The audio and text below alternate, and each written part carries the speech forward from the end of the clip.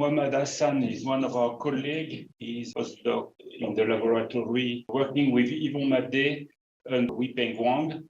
And he will speak of a collaboration between with Yvon and Weipeng about error estimates for the single reference coupled cluster method in quantum computational chemistry. Thank you very much.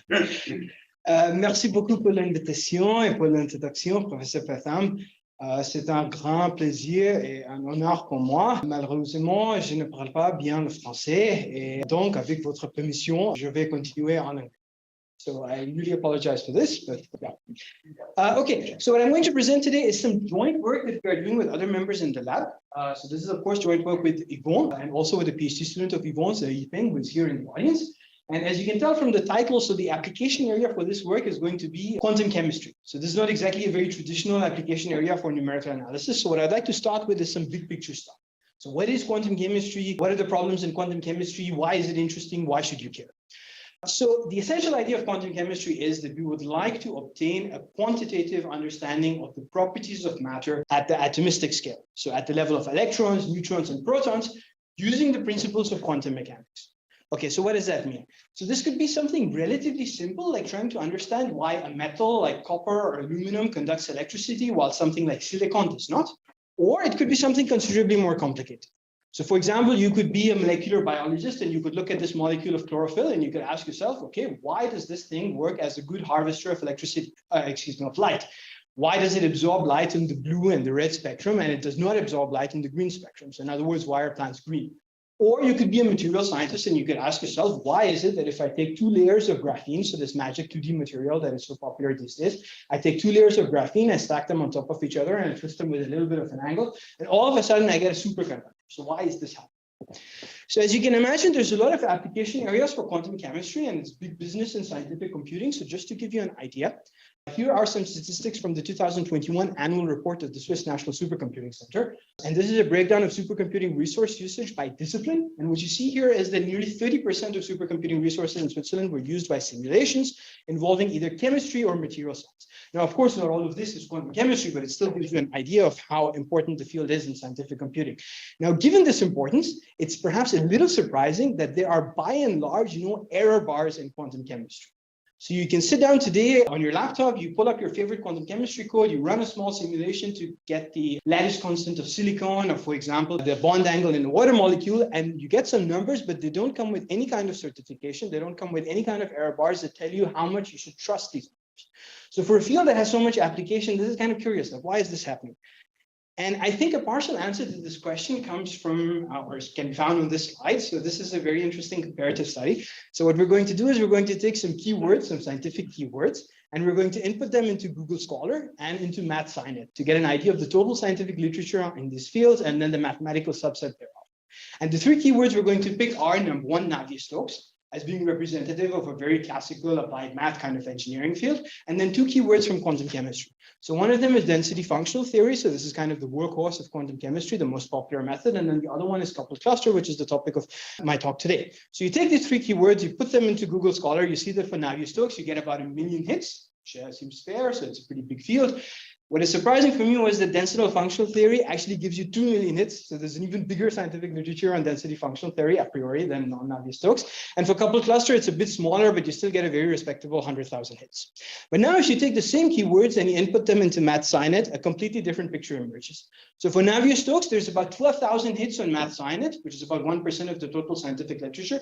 Density functional theory, you have less than 400 hits. For coupled cluster, you have less than 40 hits. And in fact, it's even worse than these numbers reflect, because a lot of these articles in MathSciNet are either computational physics or mathematical physics, something like this. And if you dig down into the numbers, you see that, for example, for coupled cluster, there are a grand total of 7 articles in numerical analysis journals for a method that has over 100,000 articles on Google Scholar.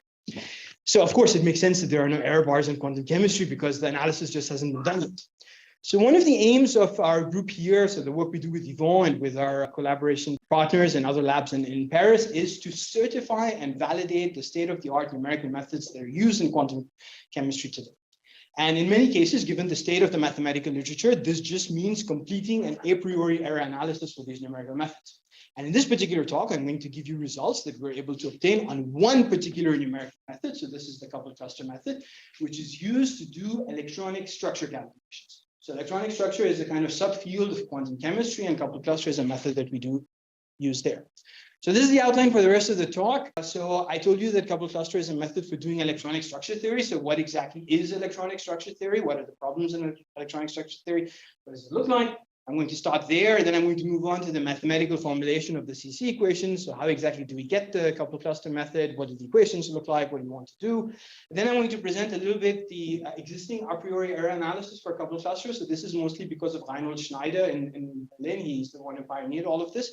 So some of his results I'm going to present. What are the shortcomings of those results? And then finally, the new analysis that we developed with Yvon and the sort of results that we were able to obtain. Okay, so basics of molecular electronic structure.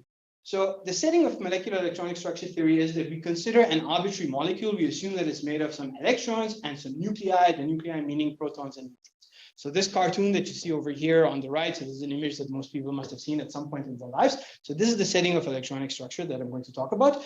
And the key assumption in electronic structure theory is that you treat the nuclei, so this collection of protons and neutrons, as clamped, point-like classical particles. So they don't move. They just sit there and they exert an electrostatic potential. And what we're interested in is trying to understand the behavior of the electrons in this electrostatic potential generated by the fixed clamped nuclei.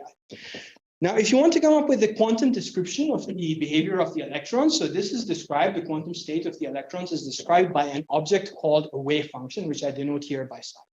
And what is this wave function? So for a system of n electrons, your wave function will be a square integrable antisymmetric function of 3n variables.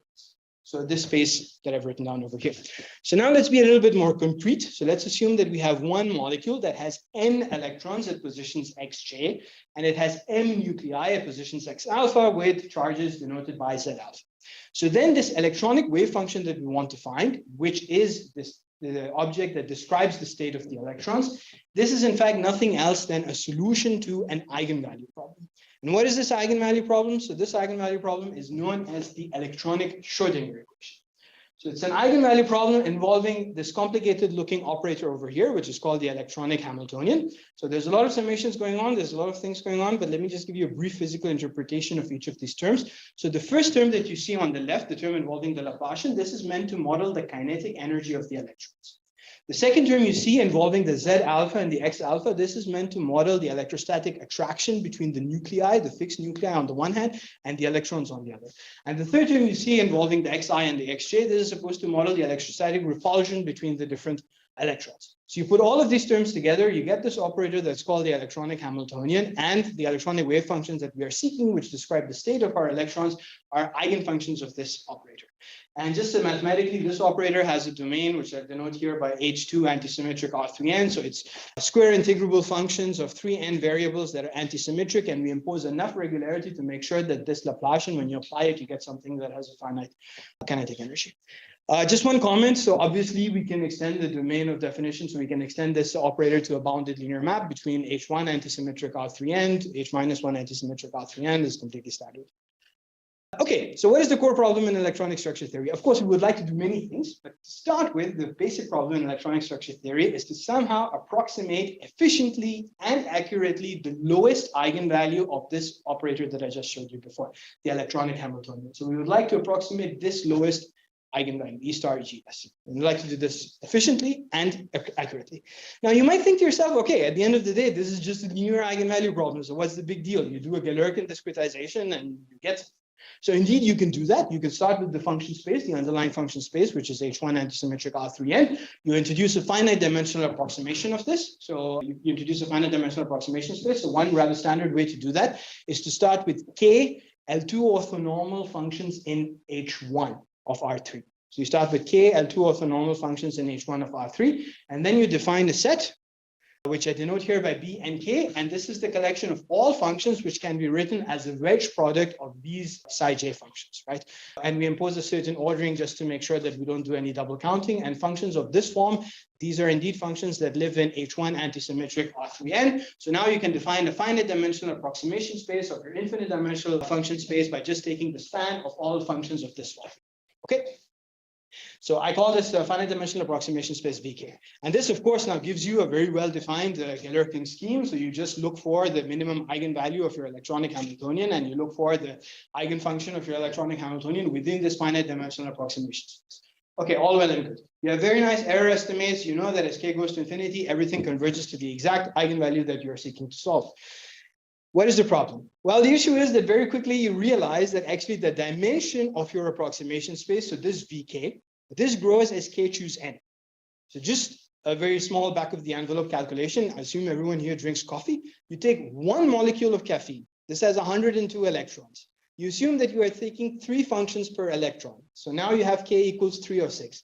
You do 306, choose 102. This is of the order of the total number of atoms in the observable universe. So there is no way that you will ever be able to do anything like this. It's not a question of not being able to do it today. It just can't be done. Well, at least in my opinion. Okay, so the only hope is that there is some kind of sparse structure that you can exploit, that you can come up with a nice compact ansatz, which is much nicer than this, than just doing a linear parameterization. And that's what basically quantum chemistry has been about for 50 years. You just come up with a nice way to do a sparse or a compact ansatz, which captures very well the underlying eigenvalue. And there is, in fact, some hope that this is possible. The reason for this is that this electronic Hamiltonian, whose eigenvalues we're trying to find, if you look at it carefully, you discover that indeed it does have some sparsity. So there is hope that there is some compact ansatz available somewhere that we can try to use in order to solve this problem well. So I'm going to give you a non-exhaustive list of some research directions that chemists have tried to pursue in search of a compact ansatz. So one of the obvious strategies to do is what's called configuration interaction, where you say that, okay, I'm still searching for an eigenfunction in the form of a linear combination of some other functions, so some of these wedge products. But now instead of including all possible wedge products that can be formed from k functions, I'm going to include only a subset of these wedge products. And I hope that I have a way to pinpoint exactly which wedge products are important and which wedge products are not important.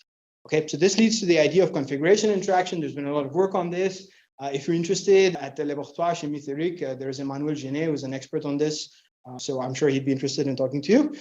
The other possibility is that you forget about this whole business of linear ansatz involving determinants or involving these wedge products, and instead you expand your sought after eigenfunction as a tensor string or a matrix product state. So it's a product of low rank tensors. So this is DMRG, and here at the Laboratoire, Misong Dupuy is an expert in this. So if you're interested in how this works, please talk to him. I believe 2 years ago, maybe he even gave a talk about this. And finally, of course, we have the topic of today's talk, which is coupled cluster, which again relies on the nonlinear parameterization of the sought after eigenfunction. But in this case, instead of expanding the eigenfunction as a tensor or as a product of tensors, the eigenfunction is written as an exponential cluster operator acting on some reference rate.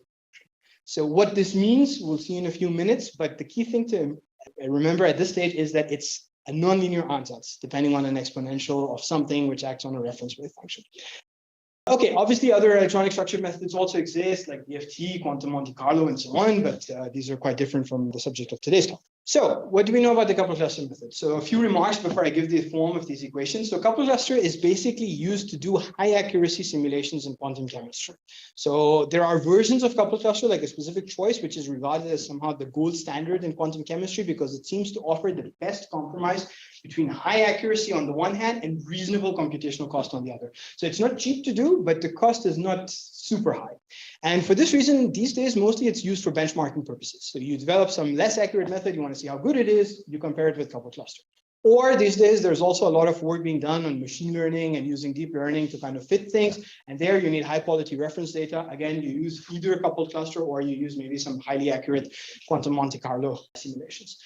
What is interesting, however, is that despite the fact that coupled cluster has been around for nearly 50 years, so it's been developed since the 70s, there are no quantitative error certifications available for CC calculations. Nothing of that form exists. Okay, so what we wanted to do was to change that and try to come up with quantitative error estimates for this methodology. Okay, what does the mathematical formulation of the CC equations look like? So again, I remind you that we are considering a system that has n electrons. So I denote by capital N the number of electrons. And now the first thing that I would like to do is to introduce a nice basis set for my underlying function space. So the underlying function space is H1, antisymmetric, R3n. So I'd like to have a nice basis for this. And one very natural way to proceed is to start by taking an L2 orthonormal complete basis for H1 of R3. So this is the set B that I denote here. It's an L2 orthonormal complete basis set for H1 of R3. Now, using this basis set, I'm going to define another set, which I call B wedge, which is just the collection of all functions which can be written as an n-fold wedge product of functions from this basis set B. And I impose a certain ordering just to make sure that I'm not double counting the same thing twice. And because B is an L2 orthonormal complete basis for H1 of R3, it follows that B wedge is a complete L2 orthonormal basis set for H1 antisymmetric R3F. Now, a little bit of nomenclature. So whenever I talk about the basis set B or I talk about H1 of R3, I'm going to use the expression single particle basis set or single particle function space. So this is because all of the functions depend on three variables, or somehow they're suitable for describing a single particle. And whenever I talk about B wedge or I talk about H1 of R3 n antisymmetric, I'm going to refer to these as n particle basis sets or as n particle function spaces, because functions here depend on three n variables, so they're suitable for describing n objects. And the final comment is that elements of the basis set B, sometimes I'll call them orbitals, and elements of the basis set B wedge, I'm going to refer to as determinants, just for simplicity. Okay, so now we have a nice basis for H1 functions which are in H1 antisymmetric R3n, and this means in particular that if we want to look for an eigenfunction of the electronic Hamiltonian, of course we can expand it as a linear combination of determinants of basis elements in B wedge. But as I told you, the coupled cluster ansatz is nonlinear. So it depends on representing the sought after eigenfunction in a nonlinear way. So in fact, using something that we call excitation operators. So using objects called excitation operators. So next, I would like to define what excitation operators are. How are they used to come up with a coupled cluster ansatz? And in order to do that, first I need to introduce the notion of excitation index sets. So how are excitation index sets defined? Well, you pick a natural number j between 1 and n. I remind you that n is the number of electrons. And then the excitation index set ij, it's just a collection of indices which have the following form. So any mu in ij will be two rows of numbers. Okay, you'll have j numbers, j natural numbers at the bottom, and you will have j natural numbers at the top. And natural numbers at the bottom are increasingly arranged, and they're from 1 to n. And natural numbers at the top are also increasingly arranged, and they're strictly larger than n. So any index in this index set, mu, is just a collection of two rows of numbers, j numbers each. And you consider all possible combinations of j numbers like this, two rows of j numbers that you can create. And this gives you the excitation index set ij. Okay. And you can take the union of all of these excitation index sets, ij, j runs from 1 to n, n being the number of electrons. And this gives you the global excitation index set I. Now, this looks really strange. The reason we're introducing this essentially is because we want to have a nice way to parameterize our basis elements. So we have this basis set B wedge, and you would like to have a nice way to parameterize or index them. And excitation index sets give us a straightforward way or a systematic way to do that. And we'll see why this makes sense in a few slides. Okay, so now I have my excitation index set. The next thing I'm going to do is to define excitation operators. So I take a particular excitation index set ij. I take a particular mu in ij. So since mu belongs to ij, that means it's two rows of natural numbers. You have j numbers at the bottom, you have j numbers at the top. Then corresponding to this mu, I'm going to define an excitation operator, which I call x mu. And this will be a mapping from my n particle function space to my n particle function space. So from H1 antisymmetric R3n to H1 antisymmetric R3n. And this will be defined by its action on the basis B wedge. And how does it act on the basis B wedge? Well, you take any element of the basis B wedge. So this, you take this element psi nu. This is just a determinant, meaning that it's the wedge product of some functions. You look at the functions that make up this wedge product, and then you compare it to the mu that you have over here. And basically, you take all functions with indices Li, and you replace them with functions with indices Ai.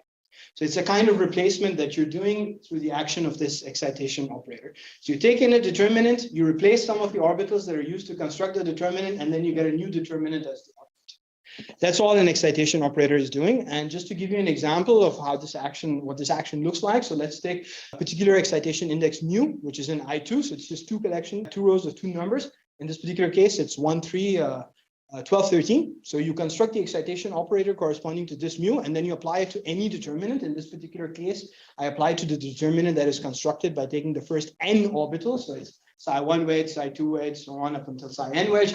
And all this excitation operator is doing is it's looking at the index mu. It's seeing that there's a 1 and a 3. So it's replacing the 1 and the 3 orbital here with the 12 and the 13. And this gives you the output determinant. And of course, if I apply the x mu to another determinant, I would also get an output. So I can apply it to this particular determinant.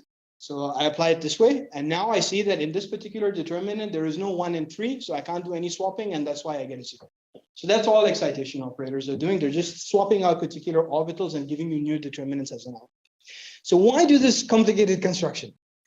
The reason for this basically is that excitation operators allow us to express our complete function space, H1 antisymmetric R3n, and our basis set through action on a single determinant. So you take this single determinant, which is a kind of reference determinant, which is the wedge product of psi1, psi2, psi3, and so on up until psi n. And then just by applying excitation operators to this guy, you can generate everything in your function space and everything in your basis set. So in particular, this is the decomposition that we get, that we can expand we can write our n particle basis set, this B wedge, as on the one hand, the reference determinant, psi 0 here, and on the other hand, everything you get by applying excitation operators to this reference determinant. So this is a nice decomposition of our basis set. And corresponding to this, of course, we also have a decomposition of our function space, our n particle function space. So the n particle function space, you can write it as, on the one hand, the span of the reference determinant plus the L2 orthogonal complement of the reference determinant, which is in particular spanned by all determinants obtained by applying excitation operators to the reference determinant psi 0. So you have this kind of nice splitting between the reference determinant on the one hand and everything else kind of on the other. So one particular notation that I'd like to introduce is I'm frequently going to refer to determinants of this form. So some mu, I'm going to call them excited determinants. It just means that it's a determinant which is obtained by taking the excitation operator x mu and applying this to the reference determinant psi 0. And that's it. Okay, so now comes the interesting part. So this is really the beginning of the coupled cluster ansatz. So if you have any arbitrary function phi in this space v tilde, so this v tilde space is orthogonal L2 orthogonal complement of psi 0. You have any arbitrary function in this space. Of course, you can expand it as a linear combination of these excitation operators acting on the reference determinant. This is just this construction that I showed you. So this expression makes complete sense. Everything is okay. But now you can ask yourself the question, okay, what happens if I take only this summation, this infinite summation of excitation operators, and I call it a new operator T, which I say is a cluster operator? Is this a well-defined mathematical object? Is it a bounded linear map between some function spaces? What can we say about the mapping properties of this kind of infinite weighted sum of excitation operators? What properties does it have? So this was a result that was proven by Thorsten Roveda in 2013, M2N. He's a former PhD student of Schneider's. And what he proves is the following. So you construct a coefficient space V.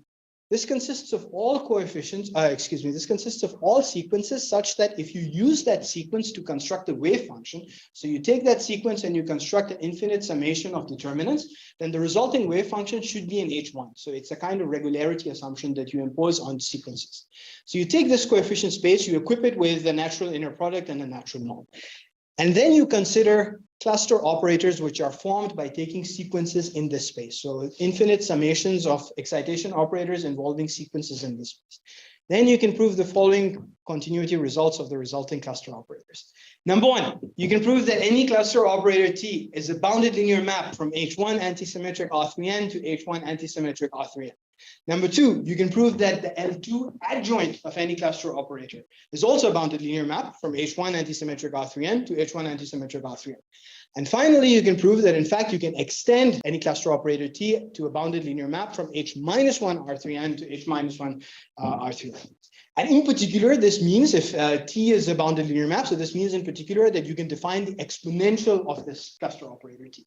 So the exponential exists as a bounded linear map, either from H1 to H1 or from H-1 to H-1, depending on the setting. So this is now one pillar of the coupled cluster theory. So the existence of these exponential cluster operators as well-defined bounded linear maps. This theorem is the second part. So you take any arbitrary wave function in your function space. You have a phi in H1 antisymmetric R3n. It's completely arbitrary.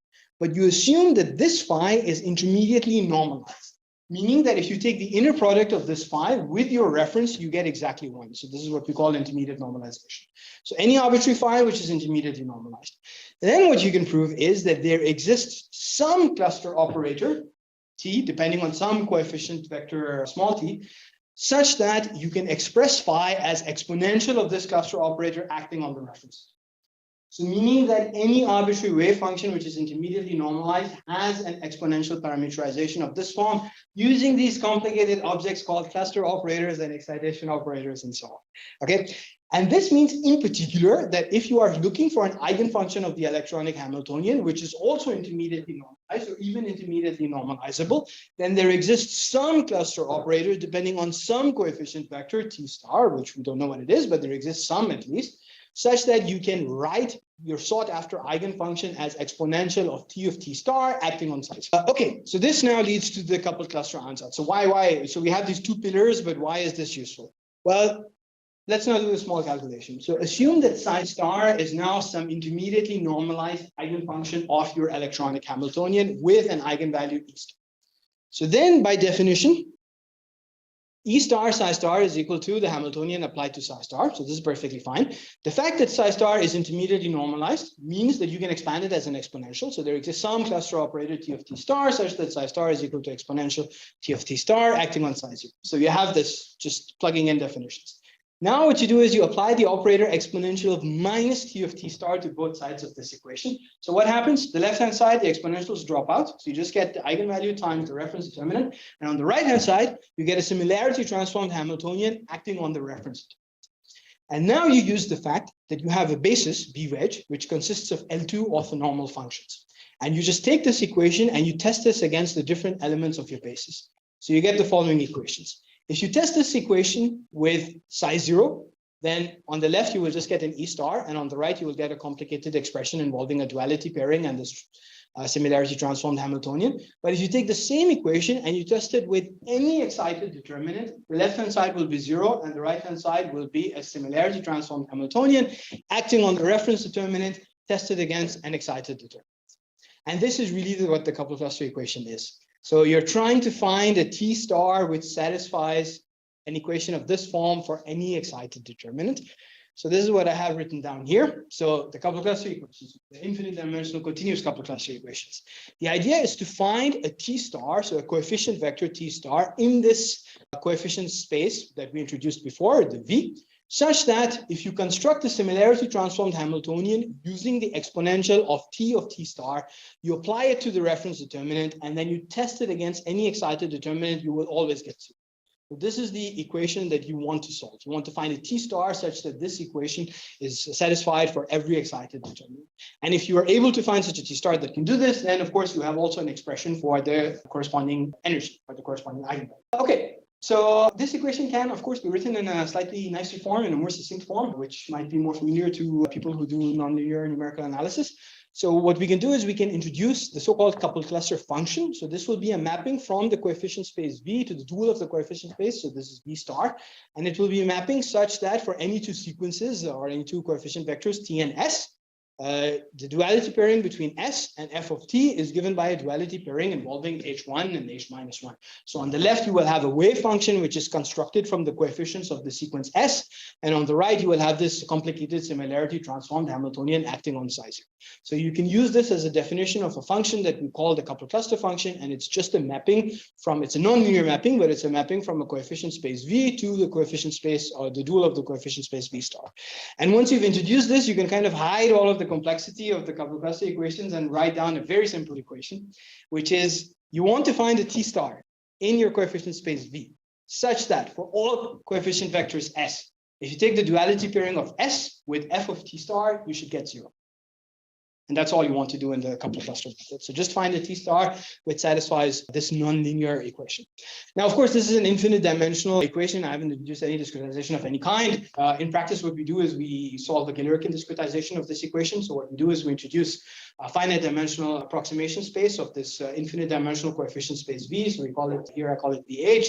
And then you only solve this equation up to or within VH. So you get a Taylor and discretized equation, and this is what you would like to do. Okay, so what all of this construction means is that at the end of the day, when you're solving the coupled cluster equations, all you're really doing is you're trying to find zeros of this complicated nonlinear coupled cluster function that I've just introduced. So that's it. That's all we're trying to do. So what do we know about the structure of these zeros? So what do we know about these zeros? Now, what is really amazing is that you can prove the following two facts. There is a kind of one-to-one correspondence between intermediately normalized eigenfunctions of the electronic Hamiltonian, so kind of the objects that we're trying to get, and the zeros of the coupled cluster function. So there is a correspondence between these two objects. On the one hand, if you have an intermediately normalized eigenfunction of the electronic Hamiltonian, then there must exist a corresponding zero of the coupled cluster function, according to this relationship here. Okay, and on the other hand, if you have a zero of the coupled cluster function, then you construct this exponential of t star. So this t star is zero of the coupled cluster function. You construct this exponential t star, you apply it to size zero, and this must be an intermediately normalized eigenfunction of the electronic Hamiltonian. So intermediately normalized eigenfunctions of the electronic Hamiltonian, zeros of the coupled cluster function, they have a relationship. One is related to the other. So from the point of view of the analysis, the question now is, under what situations can we say that these zeros of the coupled cluster function are simple? Because if we could prove that they're simple, then hopefully we would have access to local well-posedness, we would have access to error estimates, all kinds of nice results that we want to get. So this is really the first task of the numerical analysis, to find conditions under which we can prove that the zeros of the coupled cluster function are in fact simple. Okay, so existing a priori error analysis due to Reinhold Schneider. So the idea that Reinhold had was that you should try to prove that this coupled cluster function, this nonlinear complicated looking function, is locally strongly monotone at a specific zero. So you take the zero, which corresponds to the ground state eigenfunction, because this is usually the one you really care about. You want the ground state energy. And you try to prove that this cluster function is locally strongly monotone at this zero. So what does that mean? That means you try to prove that there exist two constants, gamma greater than 0 and delta greater than 0, such that for any two coefficient vectors r and s, if they are within a delta distance of the 0 t star s, then you have a positivity result. So r minus s tested against f of r minus f of s is greater than or equal to the constant gamma times norm square r minus s. So what you would like to do is to prove that this is true. And if you can prove that this is true, then lots of nice consequences follow. In particular, you have local well-posedness of the continuous CC equations. You have local well-posedness of the Galerkin discretizations of this equation, assuming that the discretization is fine enough. You are able to get error estimates for the energy. You're able to get error estimates for other quantities of interest. And in particular, if you are interested in doing a posteriori error estimates, then this local monotonicity constant gamma is the thing that will relate your coupled cluster error to the coupled cluster residual. So knowing this would be important for getting error bars of any kind in the future. Okay, so this sounds really good. So what's the problem? Well, the problem is that if you go through the analysis, you discover that the local monotonicity constant that you really get has the following form.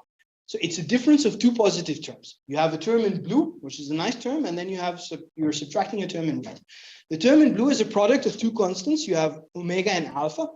Alpha is just the coercivity constant of the shifted Hamiltonian. So you take the Hamiltonian, you shift it by its lowest eigenvalue, assuming the lowest eigenvalue is simple, this coercivity constant will be non-zero. So you take that, that's alpha, and then you multiply it with another constant omega, which just depends on how good your reference is. So how close is your reference to the exact eigenfunction that you're trying to find? So you have a product of these two numbers. This is a positive contribution. From this, you are trying to subtract a negative term. The negative term is the product of two operator norms. So on the one hand, you have this operator norm involving the electronic Hamiltonian, and on the other hand, you have an operator norm involving these cluster operators. Now you can say to yourself, I don't like operator norms, so I'm going to use the continuity of the cluster operators and get rid of the operator norms, and then you will get some continuity constants, which I denote here by B and B dagger, and you will get the norm of this underlying vector, so the vector norm of this coefficient vector. And now the argument is that if this coefficient vector is close to 0, if it's rather small, then this constant, the blue term will balance out the red term. You will get a constant which is greater than 0, and then everything will work. So it hinges on the fact that T star of GS, the sought after solution, is relatively close to 0. And this is not an unreasonable assumption to make, because chemists tell us that, in fact, coupled cluster really works best when the sought after solution is relatively close to 0 and not too large. Okay, so this is what you basically do. The problem, unfortunately, is that if you look deeper into the analysis, you discover that these constants, these continuity constants that you get over here, they depend combinatorially on the number of electrons. So as soon as n is like 10 or 12, these guys are orbiting Mars. I mean, there's no way that you will get something which is positive at the end. And you might think to yourself that, okay, this is because I'm replacing an operator norm with a continuity constant, which is very rough, and this is true. But even if you stick with this more sharp estimate, the number 6, you still see something which in practice is not really positive. So here is an example. So I take some very small molecules. I draw your attention to the last column. So these are the errors in a particular discretization of the coupled cluster method. So you see that you get errors in the range of about 10 to the power minus 4, 10 to the power minus 5. What chemists tell us is that in atomic units, if you get anything less than 10 to the power minus 3, you're good because you're able to predict chemical reactions and all of that. So these are actually really low errors and everything seems to be working well. But now if you compare to the local monotonicity constant that you get, so the expression that I showed on the previous page, you see that 4 out of 6 of these are negative and the other 2 are really small. So obviously something is not right. And for me, the upshot basically is that in many practical situations where we know that coupled cluster is working well, the existing a priori error analysis is not really able to capture this. Okay, so what can we do about this? What did we do with Yvonne? Okay, so I'm going to start with a relatively simple lemma. So I'm going to take the coupled cluster function and I'm going to give an expression for the Frechet derivative of this function at any arbitrary coefficient vector t in my coefficient space. Okay, now what you can prove is, so remember that the coupled cluster function is a mapping from V, the coefficient space V, to the dual of the coefficient space V star. So if I take the Frechet derivative and I evaluate it at a particular t, then this Frechet derivative will also be a mapping from V to V star. And what we can prove is that this Frechet derivative, there is an expression for it, which is relatively nice because it involves a linear operator, A of t, which I've denoted here, A of t, which is a mapping between function spaces. So rather than having a Frechet derivative, which is a mapping between coefficient spaces, or from a coefficient space to the dual of a coefficient space, I can express its action through a linear operator, which acts between function spaces. So and more appropriately, it acts between this function space V tilde and the dual of V tilde that I have introduced before. So the action of the Frechet derivative can be expressed in this way. Now this A of t, this operator, has a very weird expression. So it's a commutator involving the electronic Hamiltonian and then you're similarity transforming it. So it doesn't look very nice, but at least it's a starting point. And now what is really nice is that if you take this expression for the Frechet derivative and you evaluate it specifically at 0 of the coupled cluster function, then the expression for this linear operator A simplifies considerably. Instead of having this weird looking commutator, which is similarity transformed, now you see that A of t star, so evaluating the Frechet derivative at a particular 0 of the coupled cluster function. So the structure of A of t star, it is just a similarity transformed shifted Hamiltonian acting between function spaces, so acting from a function space V tilde to the dual of the function space V tilde star. And now if you look at this and you're a numerical analyst, you might start rubbing your hands because this looks suspiciously like a bilinear form. And you might think to yourself, we should be able to prove something about this.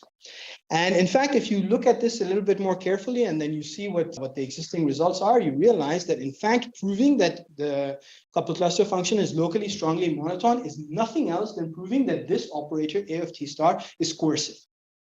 But if all you want to do is to prove that the coupled cluster function is locally invertible, so you just want to get local well-posedness, then you don't need to prove that this operator A of t star is coercive. You can actually make do by just proving that the operator A of t star is invertible. It's a bijection.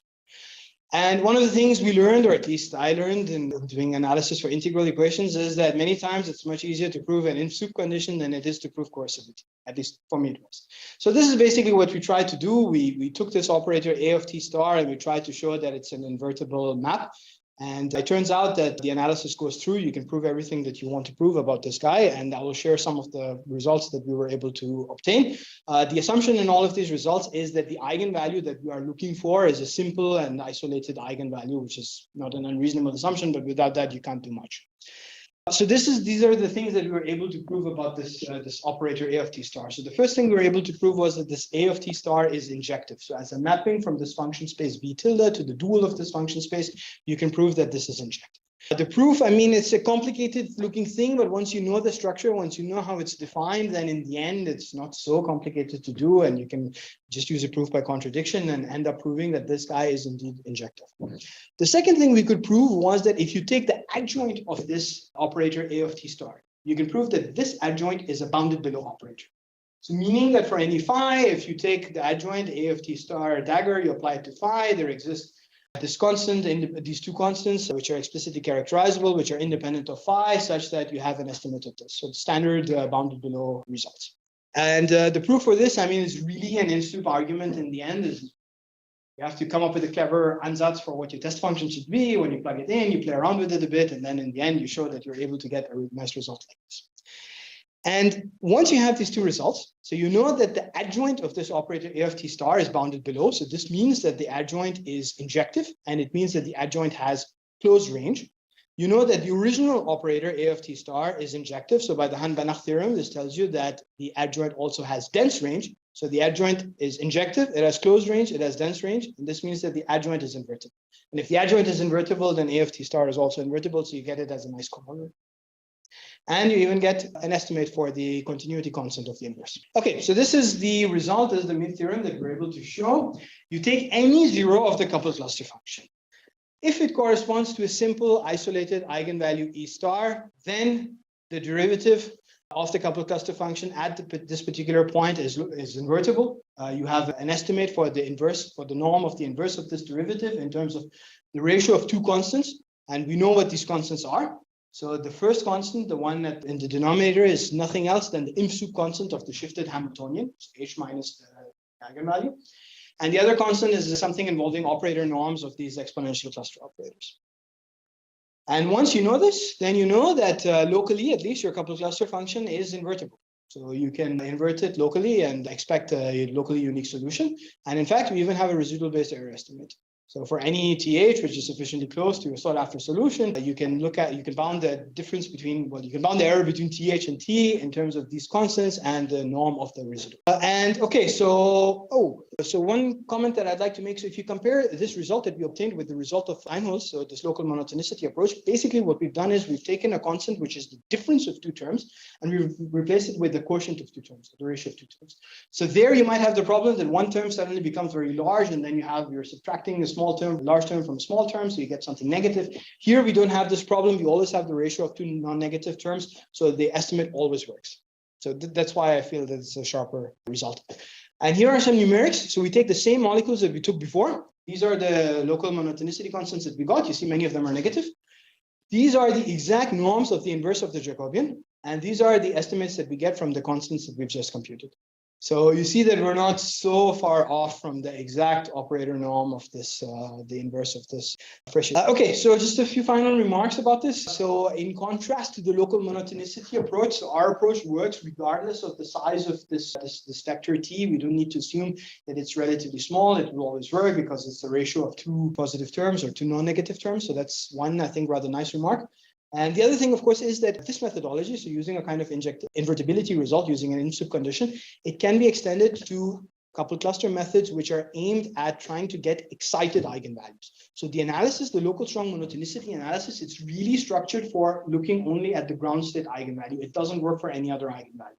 But this analysis, because it's based on a kind of in-soup condition, you can extend it to any kind of eigenvalue, and the arguments work. So I'm not going to present the details of this, but I just wanted to mention what we did for the discrete equations, because in the end, it's the discrete equations that you really solve. And using this methodology, if you want to analyze or you want to prove that the discrete equations are also locally well posed and get error estimates of another kind, especially a posteriori error estimates, then in this methodology, all you have to do is really to prove a kind of discrete in-soup condition for the coupled cluster equations. So it just boils down to showing a discrete in-soup condition. Now, of course, as is well known in numerical analysis, for a completely arbitrary choice of approximation spaces, showing a discrete in-soup condition is not so easy. So it probably doesn't hold for arbitrary Galerkin discretizations. We are able to show this for a particular Galerkin discretization. So this is the so-called full CC equations in a finite basis. So for this, the analysis is really straightforward. So we were able to show it very easily. And we think we have an argument for more complicated Galerkin discretizations of the CC equations. So the so-called truncated CC equations, we think we have an argument, and we're in the process of writing this down in a manuscript. But really, it's all based on in-soup conditions of this kind, and identifying the Fréchet derivative of the coupled cluster function with the linear operator, which is kind of easy to analyze. And yeah. Okay, so that's it. Thank you very much for your attention. 5 minutes. That was a bit long. Yeah. Fine. Very okay. So, other questions? Yes. on the background, so this situation, all of them have been used. They are used all the time. So I mean, How long they have been used? how long have they been used? Oh, so they were originally invented by nuclear physicists. So there were people who were trying to model nucleonic interactions. They thought that it doesn't work. It's too complicated. It's too messy. Like I think 10 years later, someone in the quantum chemistry world started looking at this paper in nuclear physics journals, and they said, okay, this looks interesting. Let's try to apply it to electrons like they did here. So it's been around since at least the 70s. I think it wasn't very popular until computing really developed, which allowed you to actually solve these equations. But the methodology has been known since the 70s. These days, there's a, sorry, okay, I'll let you ask the question before I start answering it. Yeah. Yeah, and here you presented a specific operator, so Yeah. there's some directions. Yes. There are more complex operators that can feel that can be used for specific functions or specific. So which operator do you mean, like this cluster operator T, or do you mean, oh, the H? At the beginning with the passion and the interactions. Can this be more complex, or that's the main? I mean, in principle, I suppose so. It can be. You can write this H. I think nothing stops you from having a more complicated. I mean, are there any meaning? I have personally not heard of too many people doing this because it's a very complicated approach. So you really only want to apply it where you can't do anything else. Okay, so for example, one situation in which you can apply this is periodic systems.